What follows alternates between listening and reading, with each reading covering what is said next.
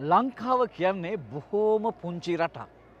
ඒ රටට ආවේනික වෙච්චි සම්ප්‍රදායික නර්තන කලාවක් තියෙනවා රටට වඩා විශාල. අද වන විට ලෝකය පුරා ව්‍යාප්ත ජාත්‍යන්තර කරලිය තුල අපේ නැටුමේ විස්මය ගෞරවාදරයට පත්වෙමින් තිබෙන යුගයක මමත් මගේ ආයතනයේ ගුරුවරු දරුවන් දෙමව්පියන් සමග හැමදාමත් වගේ ඒ යුතුයකම ඉටු කරමින් සිටිනවා. මෙරට ඉපදුණු මව් පොළොවේ ලේ උරුමය රකින්න නූතන පුරුක වරම නමින් ප්‍රාසංගික නර්තන දැක්මකට සූදානම් වෙනවා. විශ්ව වේදිකාවයි අපේ දරුවෝයි අපේම නැට්ටුවන්ගේ වැඩ පෙන්වන දවසට ඔබට නිසැකවම ආඩම්බර දවසක් වෙයි.